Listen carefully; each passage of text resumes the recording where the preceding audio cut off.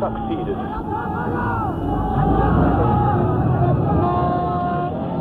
The Iranian Islamic Revolution, and in small brackets, Khomeiniism. Khomeiniism, okay, is an ideology that's born of Khomeini's writings and his efforts and effectively his governments. But behind that and leading up to that cataclysmic moment, we have the efforts of a very famous ideologue and professor, Dr. Ali Shariati. He doesn't live to see the revolution succeed, he dies 2 years before that. But he is the ideologue who effectively he generates the energy and the momentum needed for the youth to actually be galvanized and to join the revolution. So he's the predecessor that makes way for the eventual revolutionary wave. Makes his fully understand his plans for an Islamic Republic. Most see it in simple terms, as a permanent end to the Shah and a return to some ancient idea of justice. The only movement close to this one was Ataturk, Nasir's movement, the 𝗼𝙁𝙗𝙗 movement, and also King Abdulaziz, his movement. This is a perfect 10 on all counts. It's a perfect 10 on all counts. Because when you look at the combined effect of Khomeini and Shariati and what they managed to achieve in the end in 79 and beyond 79, because we still live in a post-Khomeini world, reality effectively, everything has been transformed in society. Everything about Iranian society and identity has been transformed. Okay, the impact is a 10 out of 10 because, as we know, from 79 onwards, Iran becomes an ultra-conservative nation, a theocracy effectively. So the entire system has been changed. The social strata, the social dimensions have been changed. Everything has changed effectively. We have a new world in Iran. The economic situation, the same thing happens. Everything is changed. The policies of the Shah, which he brought with the White Revolution, we're going to look at that following this one, inshallah. Everything has been changed. In fact, everything has been Islamized. If we say Islam from the perspective of a general precept, it's been Islamized. Particularly speaking, the Shia 12 perspective, but Islamized. Khomeini had a system known as Wilayat al-Faqih. Okay, we're going to look into that concept a bit later. But to simplify it, it's effectively the Shia version of Khilafah. It's the Shia equivalent to a Khilafah. So I know many Sunnis oftentimes block their ears, Khomeini. But you need to understand, when we say that we've had no Khilafah since 1924, technically speaking, if you include the Shia world, that's not correct. Because what Khomeini establishes is a Shia Khilafah. And there were many movements from the Muslim Sunni perspective who accepted that and even called for him to be the Khalifa for all the Muslims. We're going to get into that later. So technically, we did establish, as a global Muslim community, there was a Khilafah established, but it was known as something else. Okay, so again, it's such a powerful movement. The economy has changed. The political landscape completely changed. He introduces a new movement, a new system of governance under the Wilayat al-Faqih. It's a new system of governance where the clerics or the scholarly class are included in the governorship of the country, and at the very highest level, you have the Ayatollah. So there's a very solid system is put in place and replaces what was previously there. The sentiments, the aspirations, the references, the language, all of that was driven by religious zeal, fervor, and also conviction. It wasn't just a political movement. It wasn't just another one of those Marxist movements or nationalistic movements. It was purely from the foundations up a religious movement. And so, insofar as Khomeini is a Shia scholar, how much longer for, we don't know. Allahu A'lam. But it's such a powerful moment in history. Honestly, I think we don't really appreciate as a younger generation just how far the boundaries were pushed when Khomeini took power. And as I said, there were many Sunni leaders and movements, Ikhwan al-Muslimin, Hizb al-Tahrir, the PLO, and many leaders from these movements who actually congratulated him. And some even came forward to figure out a way to have him as the Khalifa for all the Muslims, despite being Sunni. So it's a very, very, very powerful movement. But in order for us to appreciate this achievement from that perspective, we need to know the building blocks, the fundamentals of this movement, where it begins. Okay? And to be able to get that understanding, we need to understand the life and the works of a very central figure, Ali Shariati, this man here. We have to understand who this man was and what his contribution was to the movements. One of the most brilliant intellectuals from the Muslim tradition. Again, I use these terms very, very loosely. When I say Muslim, I mean Islamic or Islamicate. But one of the most brilliant intellectuals in recent times. One of the most brilliant. And he's able to take ideas from the Western Hemisphere, but remain, you could say, loyal to his own Shia tradition. He doesn't kind of compromise. He finds a way to synthesize and then to elevate the level. But he can also reach the masses, the intellectuals, the young students that he was teaching as a teacher, and the general masses with his writing, with his lectures. So he was very, very effective in what he did. And you could almost say that without him, much of the drive and the push that led to the 79 success would have been perhaps less possible. Yeah, only Allah knows. But he's a very central figure, Ali Shariati. So let's look into him a bit more, inshallah.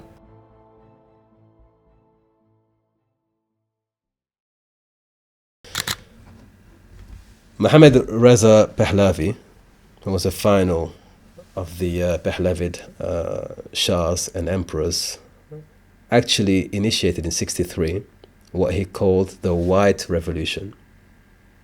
The White Revolution. And this was a series of socio-economic and cultural reforms in society to not only bring Iran into the modern world, but also to elevate the industry and to make it more prosperous, a more literate people, greater freedom for women, more facilities for the impoverished. So he brought about a revolution in 63 that was effectively going to revive and bring the nation into the modern world. But against his policy, there was the Red Shia, or the Tashayyu', the Red Shia movement or ideology that was founded by Ali Shariati. So you have the Black Shia and you have the Red Shia strands. He favored the Red Shia strand, and he made this kind of this theoretical framework defining what the Black Shia movement was and what the Red Shia movement was. And he called towards the Red Shia movement. So you have the White Revolution, which is being resisted by the Red Shia ideology. And then you have the Black clergy, or those who are effectively they dress in black, but it represents also the Shia administration, or the clerical administration. That black kind of somber attire represents that class of people. History is written with two colors, or two colors. It's written in red and in black. Red is the blood of the martyr, those who die for the cause, and black is the ink of the scholars, the intellectuals, those who actually galvanize and mobilize the masses with their writings and their lectures. And the white represents a new page. When you have a revolution, you start again from scratch, a new page, a blank page. So I found it very interesting that these colors were brought into the equation when you come to Iran and the revolution, and utilized and given new significance and new meaning. We want to begin with the red, because Ali Shariati gives us a very fascinating intellectual framework by which to work. I was saying, the more you learn history, the more fascinating things are, the correlations. You know, if you could imagine that the principles of the French Revolution somehow inspired, not entirely, but it did inspire the Iranian Revolution, at least the beginning stages of it, right? And we get this from a cultural exchange. So I'm going to get into that now, because Shariati goes to Paris, like many of the most influential thinkers in the Muslim world, from the 19th century onwards, beginning with 𝗃𝗢𝗜𝗔𝗔, 𝗃𝗢𝗃𝗃𝗔𝗔, yes. So beginning with his sojourn in Paris 5 years, we have many people who leave the Muslim world, then go to Paris and other parts of the European world, and come back with ideas. Al-Afghani, Abduh, and many others follow that trail. We even find people such as Michel Aflaq also follows that trail. So from Iran, one of the most influential people who goes to France is Shariati. And in his time in Paris, he's acquainted with the works of Jean-Paul Sartre and also Frantz Fanon. This is what he takes back with him. He translates the works into Farsi and he begins to distribute this. Okay, but there's a twist to what he does, because he doesn't take everything that they have to offer. For example, Frantz Fanon, in his very famous book, Wretched of the Earth, Ďábľ de la Terre, this famous book here, which was actually based on the colonial resistance movement, anti-colonial resistance movement in Algeria, where Fanon was actually at the time positioned and working as a clinical psychologist. He was able to learn from this book, but also he was corresponding with Fanon. Fanon was alive at the time. He would die a few years later. And the ideas came to him that we could actually take from this. Right? We're also fighting an anti-imperial force in Iran. And while he was in Paris, he was also in touch with many of the guerrilla fighters and the intellectuals from Algeria. So he joined the Algerian National Front, and he began to ingratiate himself and immerse himself in that world. So the ideas that he took from Fanon was that armed resistance is important, in fact necessary, for people to free themselves from the shackles of colonialism. However, Fanon stopped at the point where he says we shouldn't involve religion in it. Religion should not be a part of the struggle because it hinders the effort. It divides the people, it's divisive, and it has certain limitations. Shariati says no. In fact, our greatest strength is religion. This struggle is not noble. It doesn't have that factor that we need to be successful without religion. Religion gives it purpose and meaning. Right? So he takes the ideas of militarism and he takes the Shia perspective when it comes to, for example, dying for a noble cause, becoming a shaheed, becoming somebody who gives his life so others can live. He combines these and comes up with something very different. Okay. He also sought to, initially he was kind of reading into, for example, Marxist theories, and many Muslim ideologues at the time were actually borrowing from the Marxists and socialists. But after a while, he decided that this was not sufficient again because it didn't give the spiritual nourishment needed to be successful. Marxism was a purely materialistic, atheistic movement. And as a Muslim nation, they could not benefit in the long term by following this sort of Western idea. So he took what was possible and created something very different. His book is effectively, you could say, the Muslim Iranian equivalent, the Shia equivalent to Karl Marx. Okay, so he writes another book, delivers lectures, and by this he's able to galvanize the youth back in Iran, because he returns after 5 years. He becomes a professor and a very popular lecturer, and so his ideas begin to spread like wildfire. Now, of course, he will be arrested by the secret services, but by that time his ideas already taken root in society, and he was already kind of very successful. If I were to describe to somebody who doesn't know anything about Shariati, has no idea who he was or what he stood for, what his significance is, I would describe him in the following terms. He is the Iranian revolution's Qutb. Yeah, Sayyid Qutb and his position when it comes to the movements that follow on later on in the 80s in Egypt and across the Muslim world. He is the equivalent to Sayyid Qutb, but in Iran. He's also the equivalent to Muhammad Iqbal, but in Iran, right? And if you look at the correlations, there are very similar correlations here, very similar correlations. Oftentimes we hear, especially those who live in the West, the Muslims in the West, we like to adorn ourselves with claims such as Islam will be revived from the West, the sun will rise from the West, right?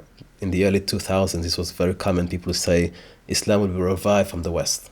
So the Western Muslims will be the ones to revive Islam because they're practicing Islam properly, they're more active. I disagree with that. I disagree with that on two counts.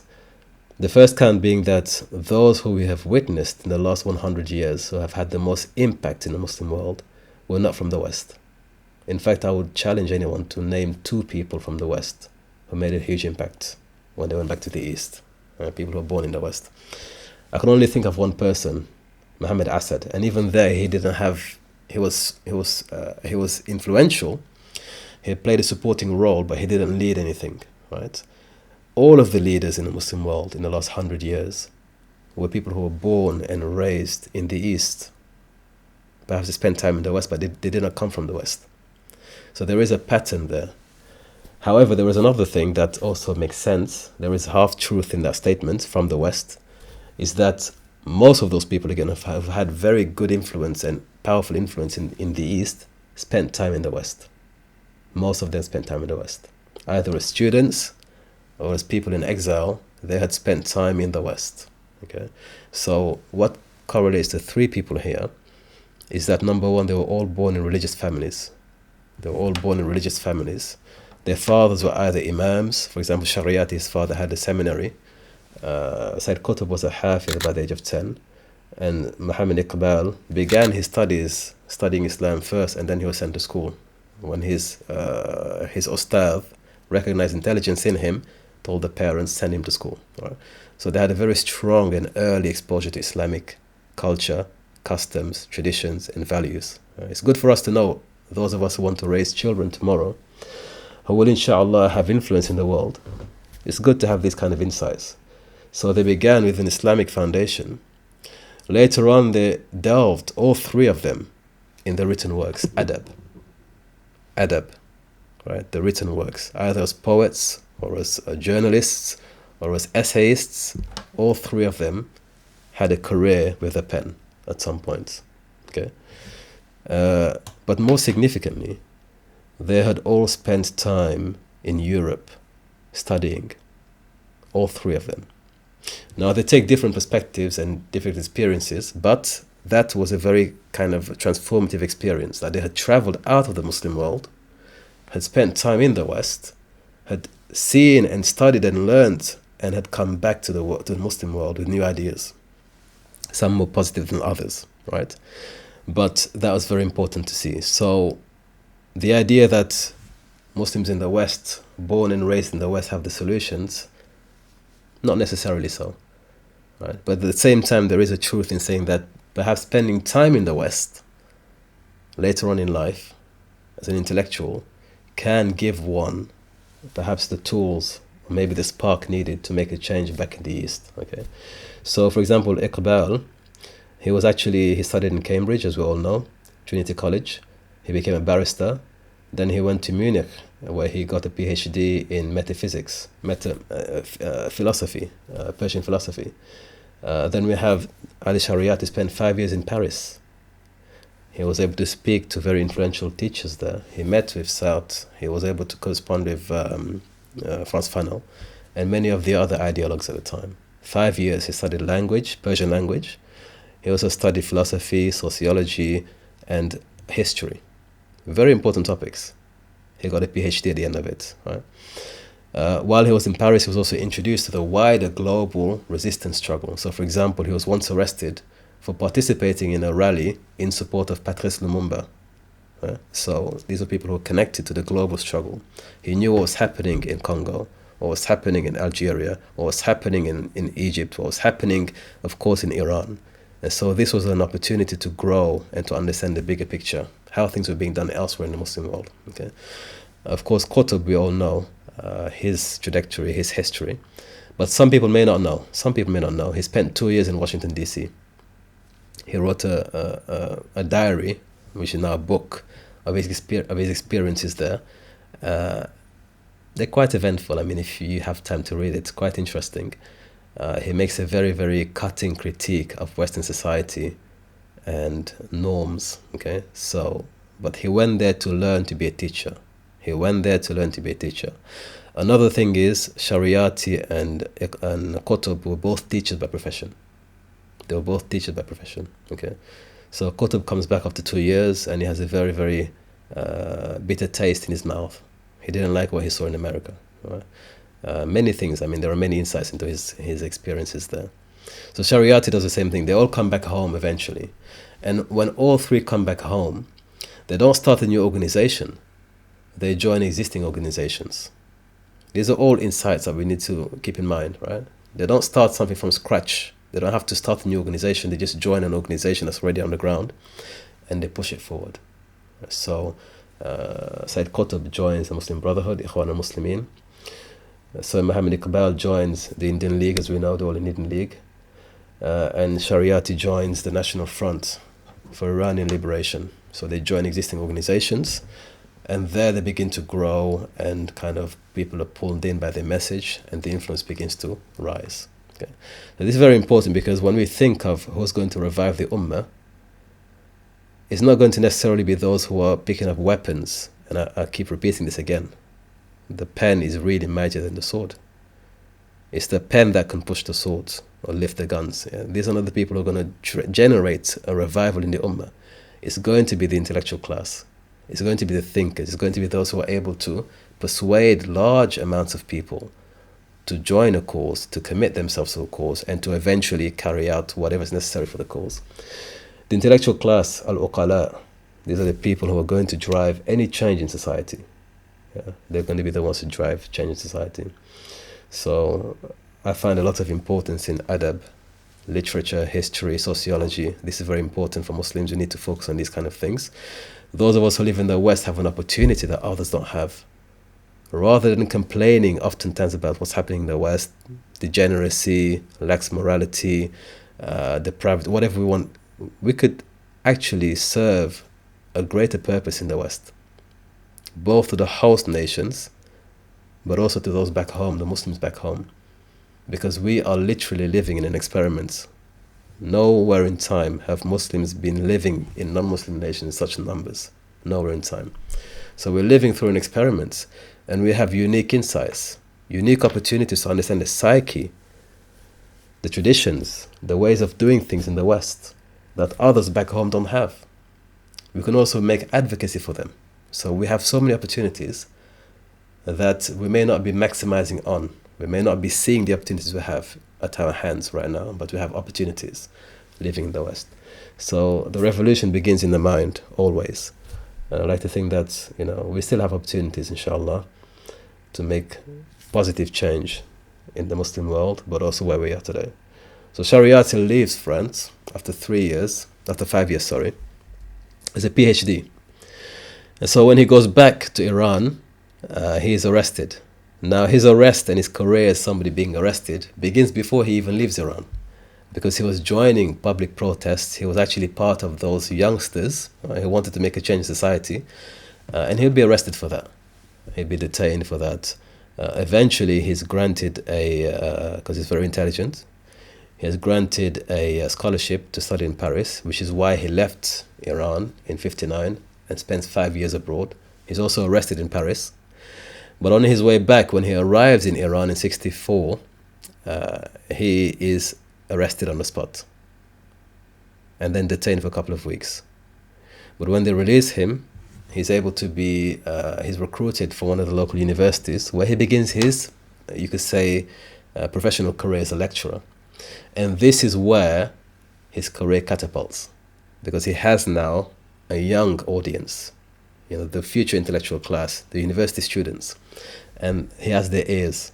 So this is where he begins to promulgate and teach his ideas, what he thought about Frantz Fanon, Sartre, the revolution, how we're going to be independent people. More importantly, he began to criticize the black Shia establishment, those who were effectively serving the Western interest. Effectively, that's what they were doing. They were just here to keep us asleep, docile and weak, while they serve the masters who are puppeteering them.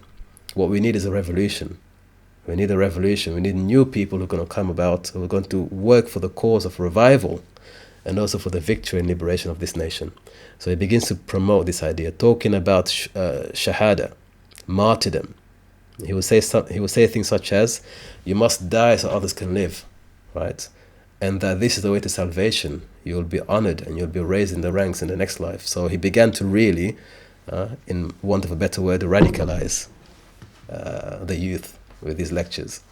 Then he traveled to Tehran, where he would also give lectures, and his lectures became very popular. So now, beyond the student body, you had also the professionals and those who were on a higher economic social strata also following him and listening to him and reading what he was writing, right? And being effectively drawn into his message. So he works diligently over the years, effectively, preparing the grounds for what would eventually become a full-blown revolution.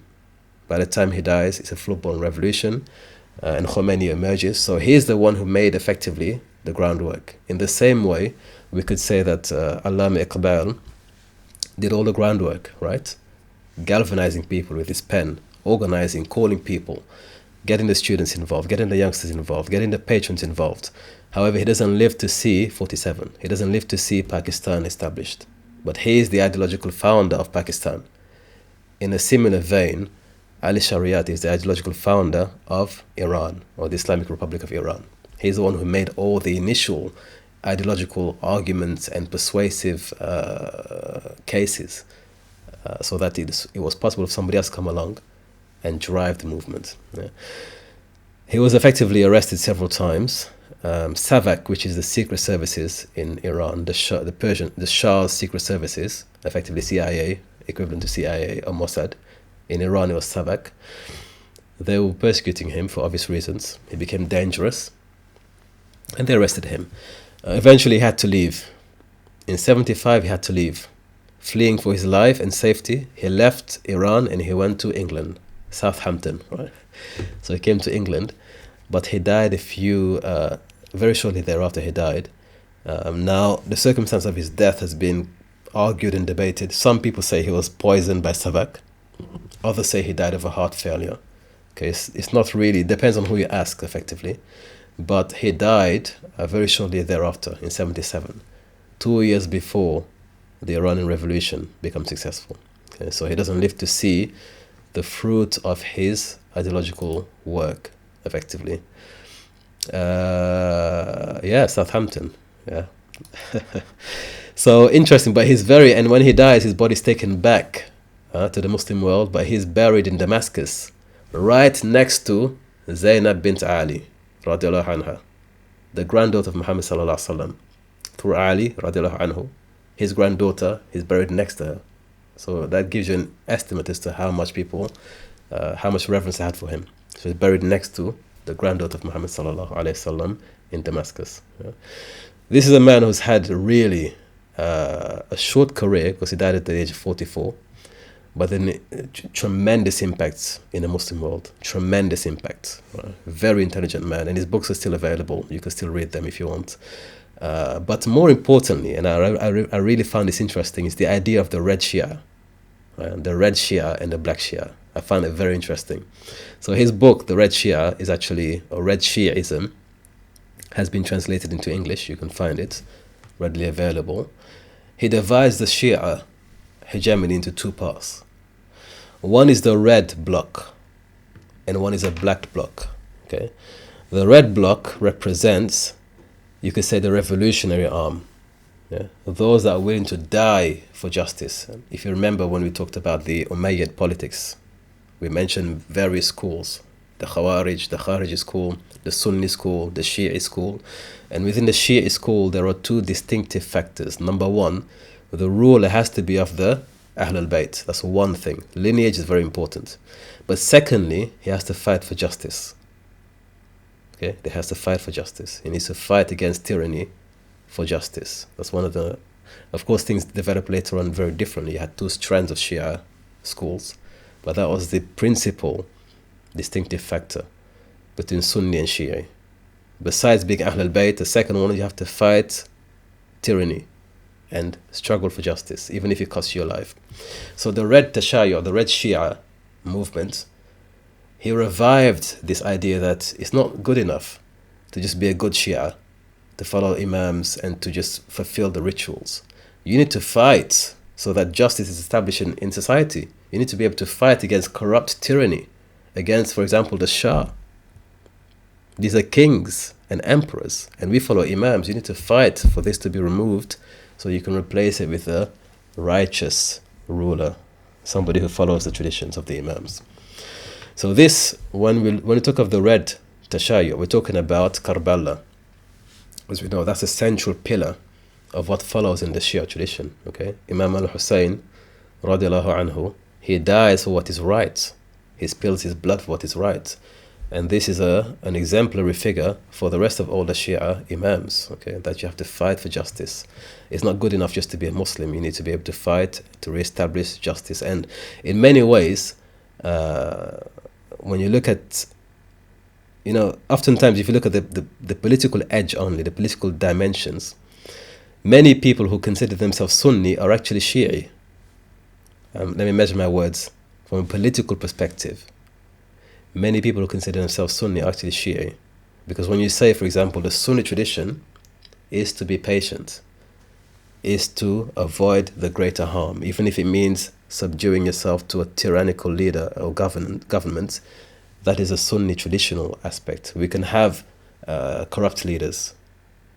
We are allowed to have corrupt leaders, right? So long as the greater good is achieved by that. But somebody may say, well, I don't believe in that. We need to have only righteous rulers. We need to fight Tawagheet. Well, that is exactly what the Shia tradition, for the most part, stands for. It's not good enough just to be a good Muslim. You need to fight for the right system and the rightful leaders to be in position. Justice matters. Justice matters. So this red strand of Shi'ism, which he outlines in his theory, is one that is not happy with tyrannical leaders. Is willing to make a movement that's going to challenge and in fact change everything. It's reformative. He also was preaching against bid'ah, effectively, that came into the Shia tradition.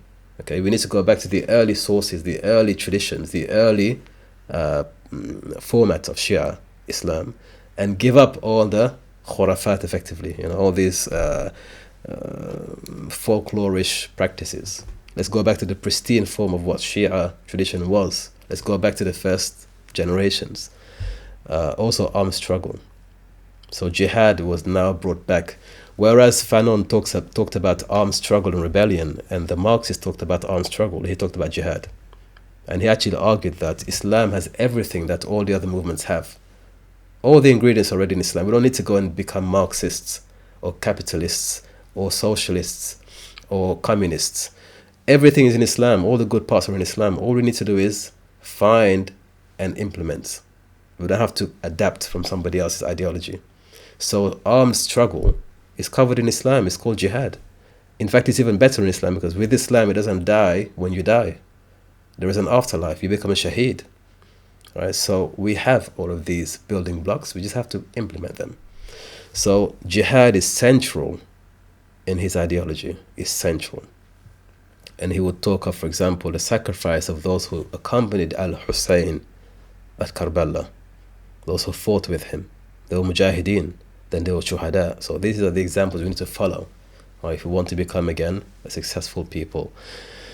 And of course, it's dynamic and theocratic. We need to be involved in politics. Enough with the idea that we just become practicing and we don't talk about politics. No, politics is a part of our reality. We have to be involved in politics. All right, so he wanted to reawaken people to the reality of being involved in events happening around the world, particularly in Iran. And the political agenda is being set. We have to take power. Okay? No longer accepting the idea that Islam is not political, which essentially is a form of secularism, right? When we say Islam is not political, what are you saying? Islam doesn't have a political edge. It's almost secularizing Islam to just being rituals. So it's no, we need to bring it back, the entire package of Islam, which involves siyasiyah, jihad, and all these things that make a movement dynamic. So that is the red tashayyuh. Now, this is not in the books, but I've kind of inferred that the color red could be, he took the red, which was the red peril, the communist movement, that was a color often associated with the red peril, and he applied it to Shia tradition and ideology. So you have the red, rather than following the red model of the Russians, he had a Shia version, which is a red tashayyuh. Okay. Now the opposite of that is the black tashayyuh, the black Shia bloc. What does that stand for? Well, he says there is a timeline. So he divides history into two segments. From the beginning, the Battle of Karbala, all the way down to the Battle of Qaldiran in 1514. This is when Sultan Selim I went against Shah Ismail I, who founded the Safavid dynasty, and they had a massive battle. That was a point in time when Iran became fully and officially Shia, but also majority Shia population. There was an exchange. Right? Perhaps not time for that today, but there was an exchange, population exchange. So the Shia tradition became official in Iran from that moment onwards. But the reason why he said Chaldiran is a moment in time when there's a distinction between black Shia and red Shia. Everything before that, the people of the Shia used to fight. They used to struggle with armed resistance. They would give up their lives. But up until that moment in time, when Selim actually conquered and Shah Ismail retreated, he went into hiding, effectively seclusion, and spent the rest of his life writing poetry. In effect, he gave up the struggle. So from that moment onwards, the policy was, let's just wait for the Imam to arrive. Let's just wait for the Mahdi to arrive. And again, from a political perspective, many Sunnis follow that tradition. Do nothing, the Mahdi will come and fix it. Right? So he said, no. This is all part of the lazy, conformative, and docile form of Shia tradition, designed to keep us asleep, effectively. So from that moment onwards, all the way down to his time, he considered all of that effectively what Qutb would have considered Jahiliyyah, because Qutb also divides time, right? Ayyamul Jahiliyyah is the Jahili epoch, and the Muslim world was in darkness for such a long time. We became basically Jahili again. So according to his tradition, it was red up until the Battle of Chaldiran, then it became black. Conformative, so that means you don't challenge oppression or oppressive governments, you just conform to survive. Patience and abstinence. Don't fight, just be patient. Sabr. Wait for the Imam to arrive. Okay? Wait for the Mahdi to arrive. And this is how people were being kept effectively in their place. And it was heavily governed by the clerical class, the Imams, the Maulanas, and the monarchy, the kings and the rulers.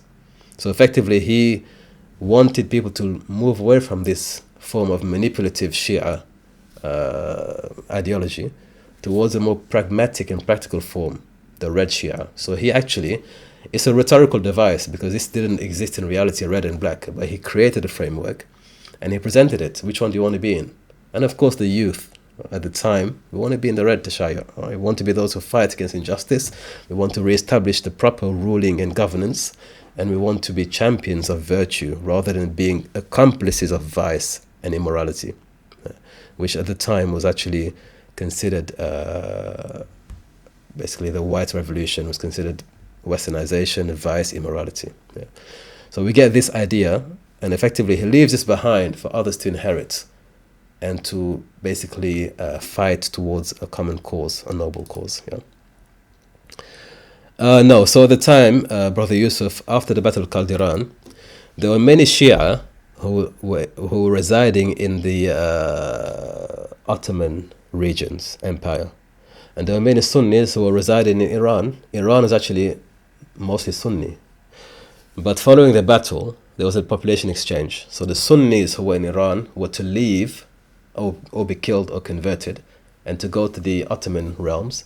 And the Shias in the Ottoman realms were to leave and to go to Iran. And so there's a concentration of Shia population now in Iran. That's why it became a population that was majority Shia.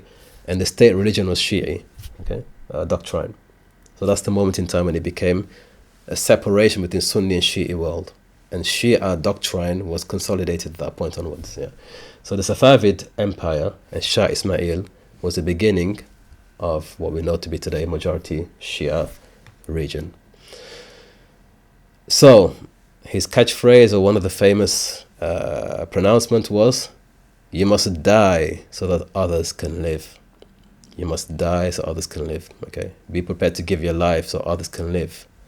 Okay, so he called people to be shuhada effectively, and surprisingly enough, there were many people receptive to this.